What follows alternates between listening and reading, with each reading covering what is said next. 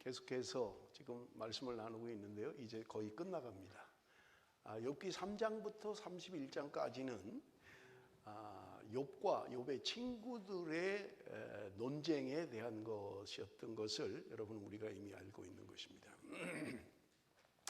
욥이 겪는 그런 비극적이고 비참한 재앙과 고난이 세 친구들의 공통된 주장은 뭐였냐면 우리가 하나님 앞에 범죄했기 때문이다.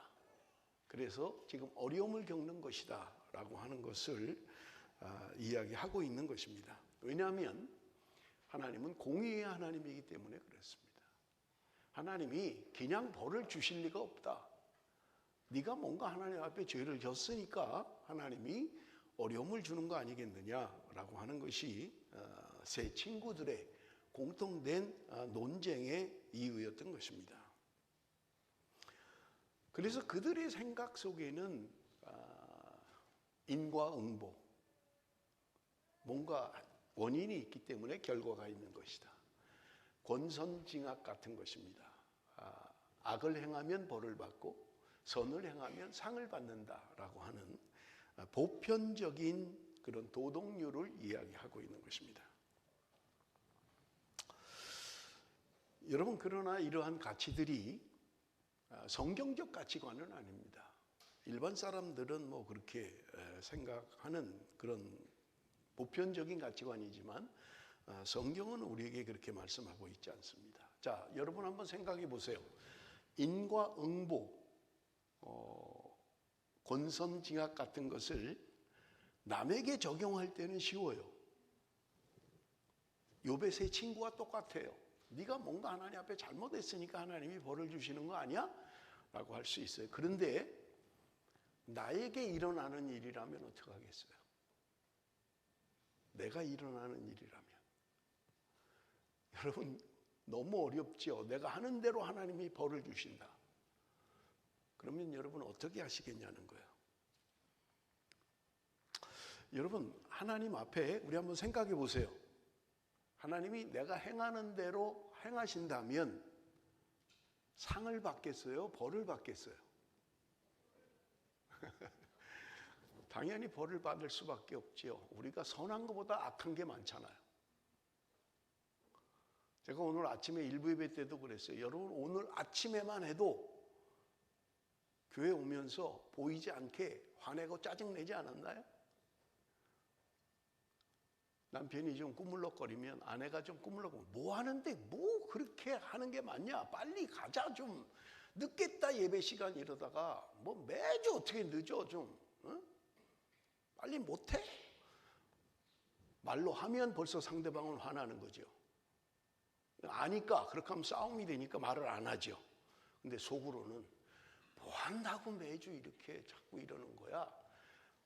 못 들으니까 표시 안 나요. 몰라요. 그런데 나는 지금 짜증을 내고 있는 거죠. 여러분 하나님이 우리가 행한 대로 상을 주고 벌을 준다면 저를 포함해서 대부분의 사람들은 벌을 받을 것입니다. 그렇잖아요. 목사인 저도 상을 받을 일보다는 벌을 받을 일을 많이 하는 거예요. 물론 눈에 보이게 눈에 띄게 어떤 행동으로 잘못하지는 않을 거예요. 그러나 마음속으로 생각으로 얼마나 수없이 범죄합니까? 누구를 미워하기도 하고요. 오해하기도 하고요. 얼마나 마음속으로 살인도 하고요. 마음속으로 간음도 하고요. 얼마든지 죄를 짓잖아요.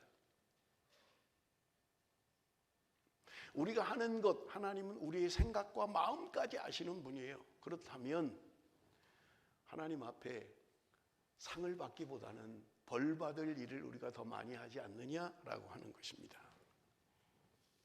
그래서 성경은 이야기하고 있는 거예요. 기록된 바 의인은 없나니 하나도 없으며 로마서 3장 10절입니다.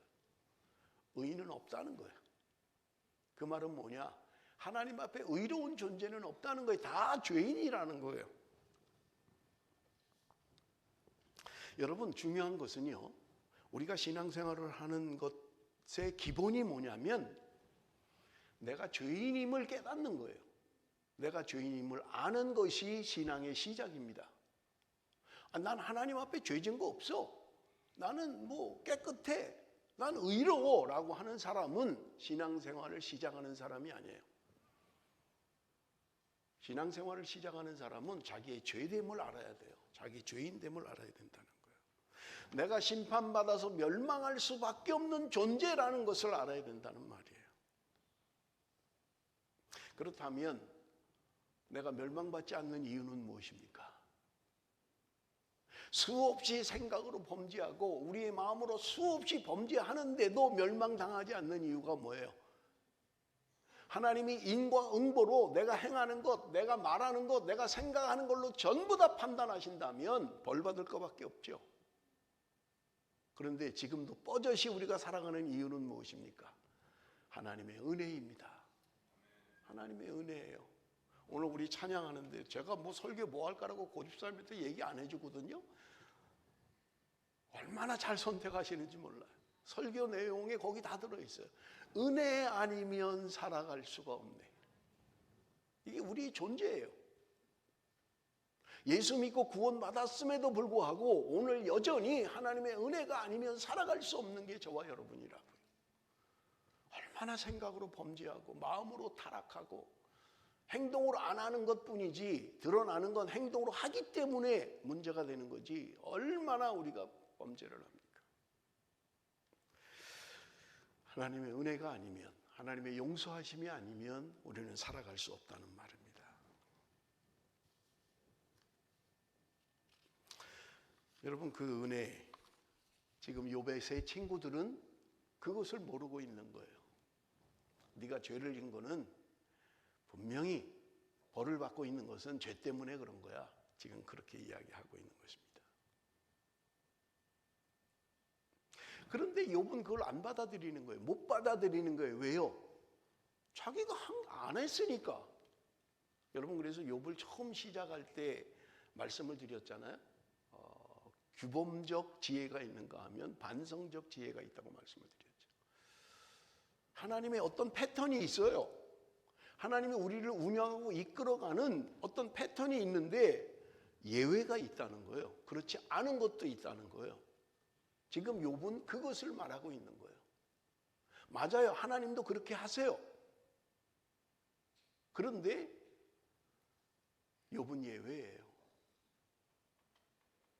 잘못한 게 없는데, 잘못 행한 게 없는데 지금 벌을 받고 있는 거예요. 이것 때문에 욥기를 우리에게 주신 거예요. 함부로 판단하지 마라. 함부로 정죄하지 마라. 아이고 집사님 참 기도 안 하더니 결국은 터져버렸네. 이렇게 하지 말라는 거예요. 그렇지 않은 경우도 얼마든지 있다는 거예요. 그걸 욥을 통해서 우리에게 말씀해 주시는 거예요. 그러니까 함부로 정죄하고 함부로 판단하지 말라 하고는 것을 말씀합니다. 여러분, 오늘 우리가 읽은 본문은 엘리후라는 사람이 등장을 합니다. 31장까지는 세 친구와의 변론이었고 논쟁이었다면 32장부터는 엘리후라는 사람이 등장을 하는 것을 우리가 볼 수 있습니다.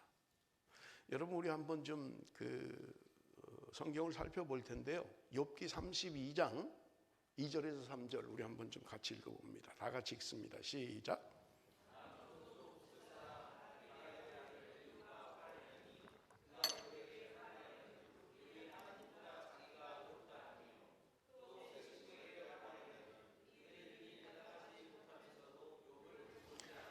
지금 엘리후라는 사람이 등장을 해요. 32장부터 37장까지 엘리후에 대한 이야기입니다. 이게 끝나고 나면 하나님이 말씀하시고 욥이 이야기하고 욥기는 끝이 나는 거예요.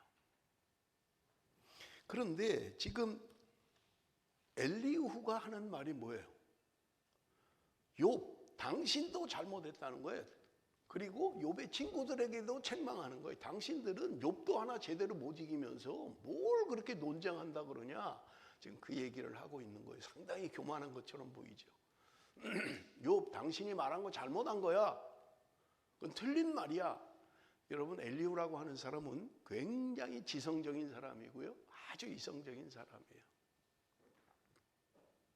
그러면서도 성경은 이야기하기를 그가 성령의 사람이었다 그렇게 이야기를 하는 거예요. 내가 말하는 건 사람의 말이 아니다. 하나님이 주신 말씀이다 그렇게 이야기하고 있는 거예요. 여러분, 우리가 욥을 통해서 그 세 친구들과 벌인 논쟁을 통해서 보면 고난에 대한 해결책과 답을 주는 게 아니에요. 왜? 욥은 안 받아들이니까요, 끝까지. 그럼에도 불구하고 우리에게 주시는 욥의 교훈이 뭐냐면 함부로 판단하면 안 된다는 거예요. 함부로 정죄하면 안 된다는 거예요. 누가 좀 병이 걸렸다, 누가 교통사고가 났다, 함부로 하면 안 된다는 거예요. 우리 하영이가 지난 주간에 쓸개 절제 수술을 했어요. 쓸개 없는 여자가 됐어요. 근데 얘가 가끔씩 얼마 전에도 도서관에서 전화가 온 거예요. 애가 쓰러졌다는 거예요. 놀래가지고 가보니까 애가 그냥 그 도서관 바닥에 누워 있는 거예요. 얼굴은 하얗게 되고. 그러니까 우리 집사람하고 제가 뭘 그렇게 또 급하게 먹어가지고 너 왜 그러냐, 좀 천천히 먹지. 그리고 또 따고 이러니까 또 좀 회복이 되더라고요. 그래서 집에 데려오고 그랬는데 반복적으로 그러는 거예요. 그러니까 우리 집사람과 저는 얘가 분명히 먹는 거에 문제가 있다. 고기 좋아하거든요. 이게 너무 급하게 먹고 고기 먹다 체하고 이래서 그런 거다라고 생각을 했는데 얘가 이상하니까 병원을 간 거예요. 그런데 병원에서 너 한번 울트라사운드를 해봐라. 증상이 이상하다. 그래서 울트라사운드를 해보니까 쓸개에 돌이 있다는 거예요. 0.9cm의 돌이 있다는 거예요. 빨리 응급실로 가서 너 해야 된다. 그런데 의사가 하는 말은 둘 중에 하나라는 거예요. 쓸개에 돌이 있으면 잘라내든지 아니면 참든지 둘 중에 하나라는 거예요. 다른 방법이 없다는 거예요. 응급실로 가서 검사를 하고 의사는 바로 수술해야 된다고 그래서 엊그제 수술을 하고요. 아주 은혜 가운데 수술이 잘 돼서 오늘 오후에 퇴원한다고 연락이 왔더라고요. 여러분, 우리가 살아가면서 종종 겪는 것들이에요. 여러분, 우리가 욥기를 보면 욥의 친구들 가운데 엘리바스라고 하는 사람은 남쪽에서 온 것을 알 수 있습니다. 그런가 하면 빌닷은 동쪽에서 왔고요. 소발은 북쪽에서 왔습니다. 지금 동서남북에서 그 친구들이 찾아온 거예요. 무슨 말이에요? 아주 보편적인 거라는 거예요. 그들이 하는 말은, 그들이 하는 생각은 아주 보편적인 생각이라는 거예요. 여러분, 우리가 살아가면서 그렇잖아요. 인과응보, 권선징악 이런 것들은 일반적으로 사람들이 생각하는 것들인 것을 우리가 알 수 있습니다. 그런데 이 엘리후라고 하는 사람은 보면 그의 이름이 아주 히브리적인 이름입니다. 히브리적인 이름이에요. 지금 엘리후를 등장시킨 것은 유대인들의 가지고 있는 생각과 그들의 종교, 그들의 신앙을 지금 이야기하고 있는 거예요. 욥의 세 친구들은 욥이 겪는 고난의 원인과 이유에만 집착을 했다면 반면에 엘리후라고 하는 사람은 고난의 목적에 초점을 두고 있는 것을 우리가 볼 수 있어요. 네가 고난당하는 것은 죄 때문이야 라고 친구들이 공박을 하고 논쟁을 한 거라면 엘리후는 고난의 목적을 이야기하고 있다는 말입니다. 그럼에도 불구하고 엘리후의 주장도 욥은 받아들이지 않는 거예요. 그래서 우리가 알 수 있는 건 뭐냐면 욥의 기록의 목적이 뭐냐? 함부로 판단하면 안 된다는 거예요. 내 생각 가지고 내 신앙 가지고 함부로 판단하면 안 된다는 거예요. 자, 우리 한번 좀 봅니다. 욥기 33장 1절 우리 한번 같이 읽어봅니다. 33장 1절 다 같이 시작.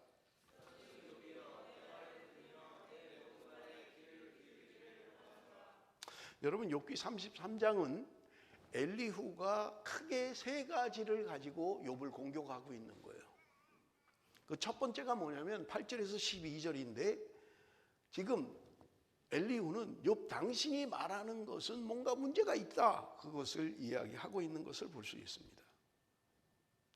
그래서 엘리후는 친구들처럼 막무가내로 욥을 몰아붙이지 않아요. 네가 뭔가 잘못한 게 있으니까 하나님 앞에 벌을 받는 거 아니냐. 그러니까 회개해. 그렇게 지적하고 있는 게 아니에요.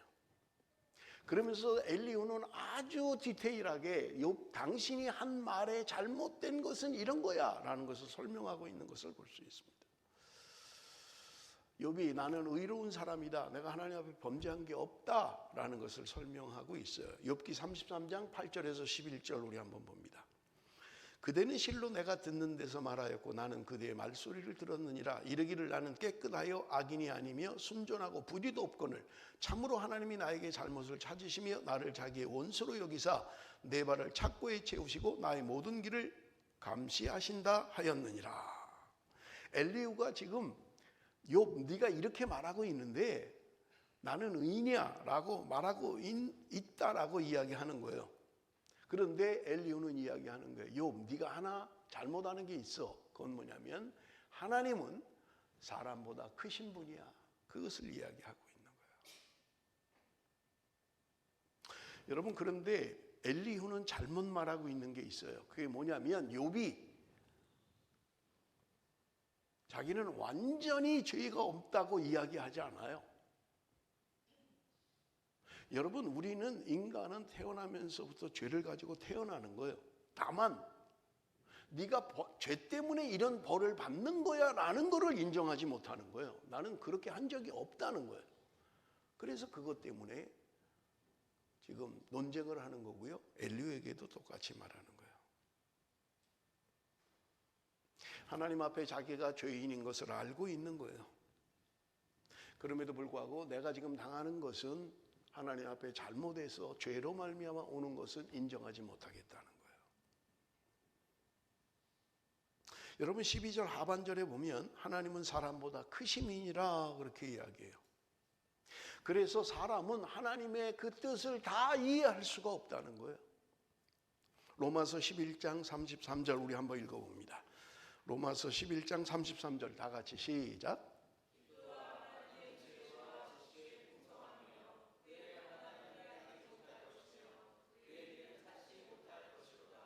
하나님의 지혜와 지식이 얼마나 풍성한지 하나님의 우리의 판단으로 다 헤아리지 못한다는 거예요. 우리는 그 길을 찾지도 못한다는 거예요. 지금 무슨 말이냐면 하나님이 깊으신 분이고 하나님의 지혜와 지식이 풍성하신 분이기 때문에 사람은 하나님의 뜻을 다 알 수가 없다는 거예요. 그러니까 그 짧은 지식 가지고 하나님이 잘못이야 라고 말하는 것은 네가 지금 잘못하고 있는 거야. 그것을 이야기하고 있는 것입니다. 그렇습니다. 우리 인간의 한정된 이성을 가지고는 이해할 수 있는 게 있고 이해할 수 없는 게 있어요. 그렇잖아요. 우리가 신앙생활 하면서도 이해가 되는 게 있고 이해가 안 되는 게 있잖아요. 하나님 왜 이렇게 하시는 거지? 하는 거예요. 자, 예를 들면 창세기의 요셉과 같은 사람이에요. 요셉이 아버지의 사랑을 많이 받았어요. 다른 형제들보다 많이 받았어요. 그런데 그가 그것 때문에 결국 종으로 팔려갈 것을 알지 못했어요. 종으로 팔려가서도 열심히 살았습니다. 억울하게 감옥살이까지 했어요. 2년간 감옥살이를 했습니다. 그런데 왜 자신이 감옥살이를 해야 되는지 몰랐어요. 결국 우리가 아는 것은 그것 때문에 요셉은 애굽의 총리가 되는 것입니다. 그의 인생 가운데 자기의 미래를 알지 못했던 거예요. 우리가 우리의 미래를 다 알 수 있다면 얼마나 좋겠어요. 내가 지금 왜 팔려가야 되는지, 내가 왜 감옥에 가야 되는지 그는 알지 못했지만 그것으로 말미암아 그는 하나님의 위대한 도구로 쓰임받았다는 분명한 사실인 것입니다. 여러분 우리가 살아가면서 당하는 일들을 다 이해할 수 없을 때가 있어요. 그러나 분명한 것은 하나님의 지혜와 지식은 부유하다는 것이에요. 하나님은 사람보다 크시다라고 하는 것입니다. 내가 이해가 안 되지만, 내가 해석이 안 되지만 하나님은 분명히 계획이 있으시고 뜻이 있으시다는 거예요. 그래서 제가 여러분들에게 자주 하는 말이, 여러분의 인생 가운데, 우리 인생 가운데 해석이 안 되고 이해가 안 될 때는 하나님의 선하심을 붙드십시오라고 하는 거예요. 내가 지금 이해가 안 돼요. 나는 지금 도저히 받아들일 수가 없어요. 그러나 하나님은 선하신 분이야. 하나님은 내 인생을 선하게 인도하실 거야 라는 걸 붙들고 오늘 우리 찬양한 것처럼 견디고 붙들고 하면 언젠가는 깨닫게 된다는 말입니다.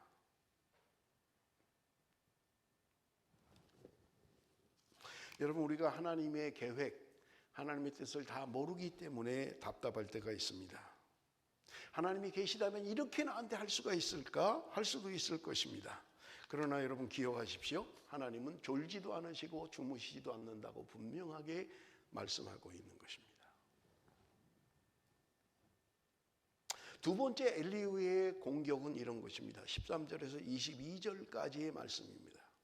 욥은 지금 자신의 고통에 대하여 하나님이 아무 말씀도 안 하신다, 아무 답도 주지 않는다라고 이야기하시는 거예요. 그런데 엘리후는 이야기를 하고 있는 거예요. 하나님은 수없이 말씀하셨다는 거예요. 인간이 듣지 못해서 그런 것뿐이라는 거예요. 자, 13절, 14절 우리 한번 볼까요? 다 같이 읽습니다. 시작.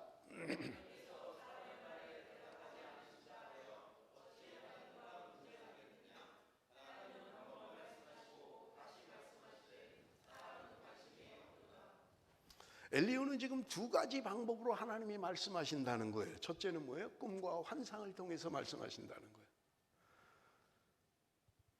꿈과 환상은 하나님께서 사람에게 나쁜 행실을 버리고 교만하지 않게 하려는 경고라는 거예요.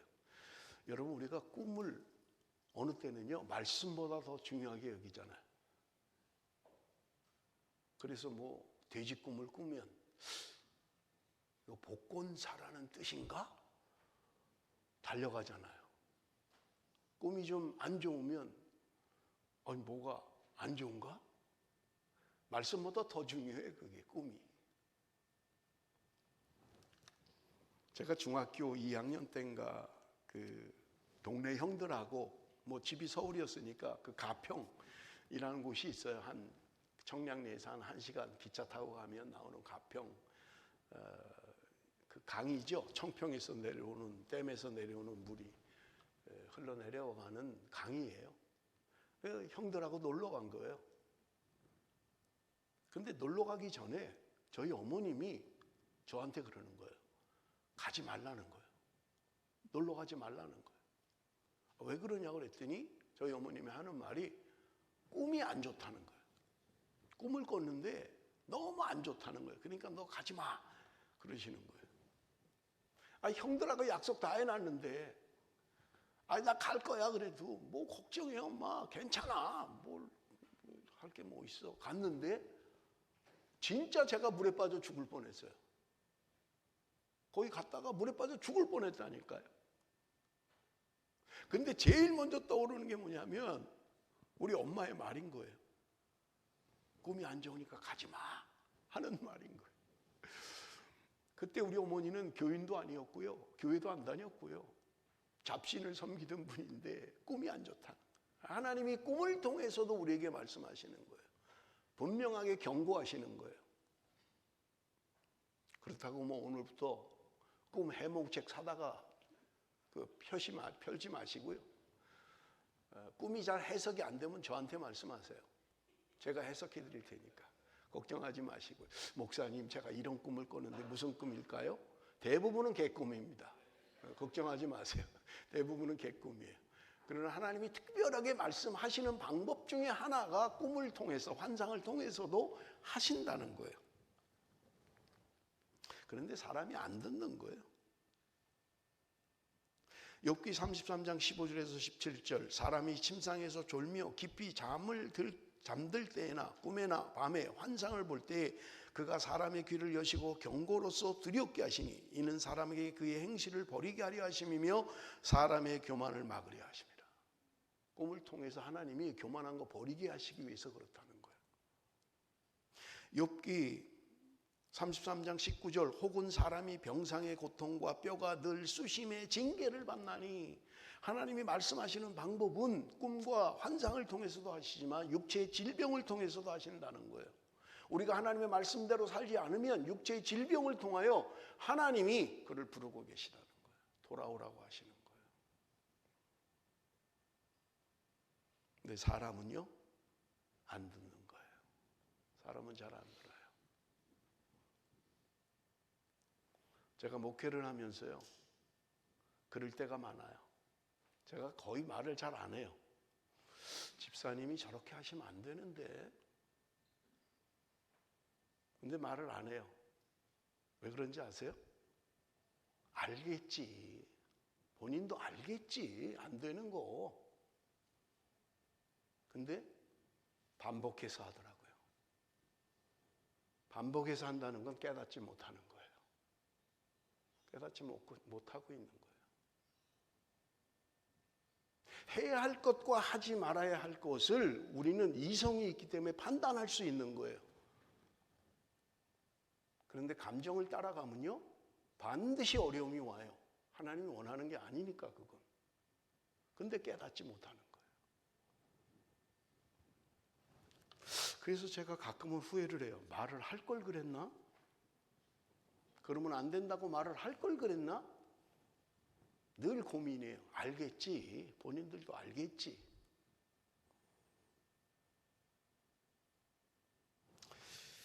여러분, 엘리후가 지금 요백에 공략하는 마지막 세 번째는 23절에서 30절입니다. 엘리후는 지금 이야기합니다. 하나님의 경고를 잘 받아들인 사람은 회복될 것이다 하는 것을 이야기합니다. 여러분, 엘리후가 지금 주장하는 그의 주장의 핵심이에요, 이게. 무슨 말이냐면 엘리후는 인간이 겪는 재앙과 고난, 불행에 대해 우리를 연단하고 훈련하시는 하나님의 교육이라는 거예요. 내가 지금 어려움을 겪고 있는 것은 하나님이 우리를 연단하기 위해서, 우리를 훈련하기 위해서 하나님이 행하시는 거라는 거예요. 욥기 33장 28절에 하나님이 내 영혼을 건지사 구덩이에 내려가지 않게 하셨으니 내 생명의 빛을 보겠구나 하리라. 회복시켜 주신다는 거예요. 욥기 33장 30절 그들의 영혼을 구덩이에서 이끌어 생명의 빛을 그들에게 비추려 하심이니라. 여러분, 때로 하나님은 고통을 통해서 우리를 연단하시고 훈련하신다는 분명한 사실입니다. 많은 사람들이 실제로 고통을 당할 때 하나님의 뜻을 깨달아요. 잘 모르다가, 하나님의 뜻을 잘 모르다가 어려움을 당하면 그때서야 깨닫는 거예요. 아이고, 내가 잘못했구나. 하나님이 원하는 게 아니구나 하는 것을 깨닫게 된다는 말입니다.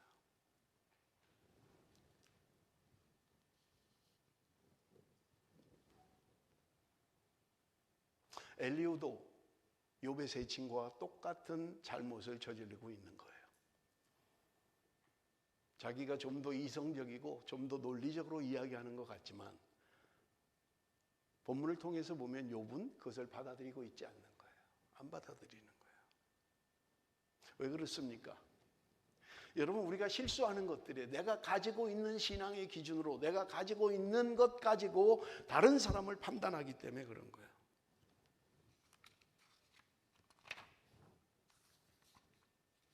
여러분, 오늘 본문을 통해서 하나님이 우리에게 주시는 교훈이 무엇입니까? 보편적인 정답이 모든 사람에게 그대로 적용되는 것은 아니라는 거예요. 욥 처음 시작하면서 말씀드린 것처럼 예외가 있다는 거예요. 하나님의 분명한 패턴이 있음에도 불구하고 우리는 살아가면서 예외가 있다는 것입니다. 그러나 대부분은 하나님의 패턴 안에 있어요. 그래서 잘 생각하면 뭘 잘못했는지 깨달을 수 있어요. 내가 지금 하나님 앞에 무엇을 잘못하고 있는가 깨달을 수 있다는 거예요. 그런데 정말 이해가 안 되고 정말 해석이 안 되는 일도 있다는 거예요. 저 집사님 기도 열심히 하고 저렇게 정직하게 살려고 하고 저렇게 하는데 왜 안 되지? 예외적인 게 있다는 거예요. 그럴 때는요, 함부로 판단하고 함부로 정죄하면 안 된다는 거예요.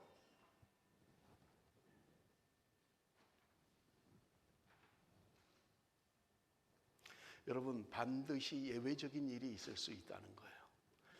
여러분, 그 예가 뭐냐면 삭개오입니다. 여러분, 신약성경에 나오는 삭개오 아시죠? 뽕나무 위에 올라갔던 삭개오. 주일학교 애들 뭐 연극으로도 많이 하고 노래도 있잖아요.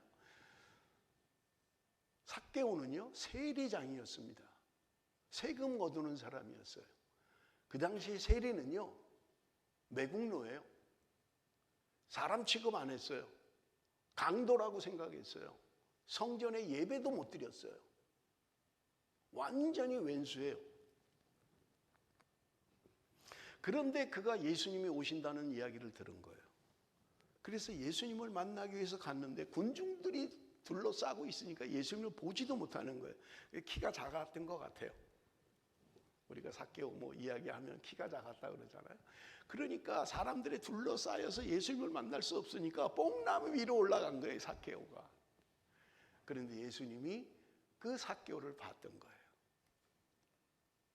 그리고 예수님이 말씀하십니다. 삭개오야, 내려와라. 오늘 내가 내 집에 머물러야 되겠다. 예수님이 그 삭개오 집으로 삭개오와 함께 갑니다. 그런데 성경은요, 예수님이 삭개오 집에 가서 삭개오에게 비난을 했다는 말도 없고요, 책망을 했다는 말도 없고요, 아무 말도 없는 거예요. 삭개오야, 너 그렇게밖에 못 사냐? 너 어떻게 백성들한테 매국노 소리를 듣고 사냐? 너 좀 잘해. 너 왜 이렇게 친구도 하나 없이 그렇게 사냐? 응? 너 뭐가 문제가 있는 거 아니야?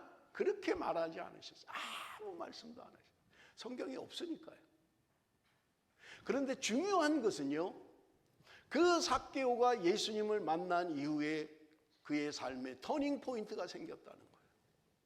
그는 스스로 자신의 죄를 고백하며 이야기합니다. 내가 도둑질한 것 있으면 갚아주겠습니다. 내가 다른 사람에게 억지로 빼앗은 것이 있다면 내가 다 갚을 것입니다.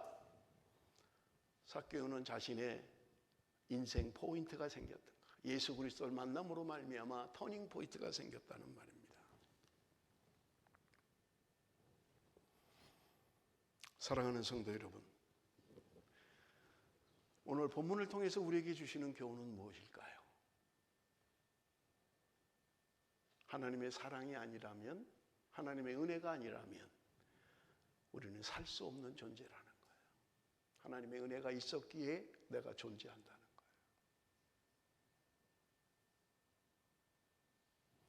삭개오가 뭔가를 잘해서 주님이 그를 받아주신 것이 아니라는 거예요. 하나님의 은혜로, 하나님의 용서하심으로 그 삭개오를 받아주셨던 것입니다.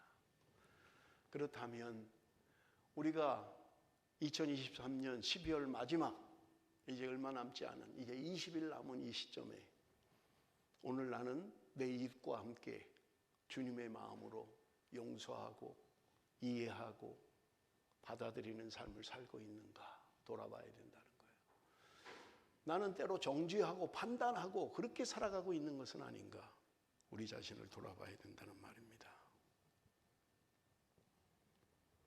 말씀을 맺겠습니다. 내 주장이, 내 생각이, 내 신앙이 아무리 옳다라고 생각해도 자신의 기준으로 다른 사람의 고난이나 고통을 함부로 판단하지 말라는 것이 욥이 주는 교훈인 것입니다.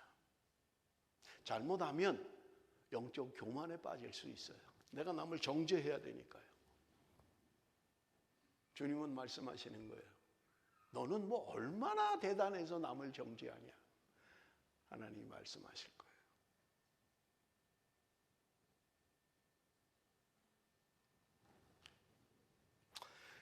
주님의 자녀된 저와 여러분, 주님의 삶을 본받아서 우리도 용서하고 용납하고 이해하는 삶을 살아야만 하는 것입니다. 다른 사람이 잘못하는 것 함부로 판단하고 정죄하지 마세요. 아이, 저 집사님 뭔가 잘못한 게 있겠지 하나님 앞에. 그러니까 어려움을 겪는 거 아니야? 함부로 판단하면 안 된다는 거예요. 차라리 말을 하지 마십시오. 그냥 곁에만 있어 주세요. 그냥 손 한번 잡아주세요. 뭐 이러니 저러니 가짜는 성경 구절 갖다 대면서 회개해라. 그러지 말라는 거예요. 집사님 힘들죠? 그냥 그렇게만 하세요. 그래도 알아요, 본인은. 그냥 한번 안아만 주세요.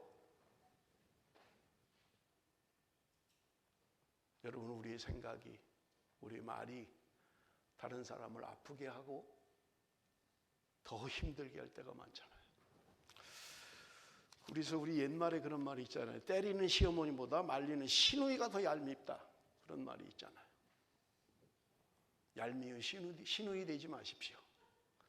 격려하고 위로하고 손을 잡아주시고 2023년 마지막이 다 돼가는 이 시간에 내가 한 번도 손을 잡아보지 않은 사람이 있다면 이 마지막 시간에 손을 잡아주십시오. 집사님 커피 한잔 할까요? 여러분 좀 그렇게 나누며 이해하며 살아가는 저와 여러분이 되시기를 바랍니다. 기도하겠습니다. 살아계신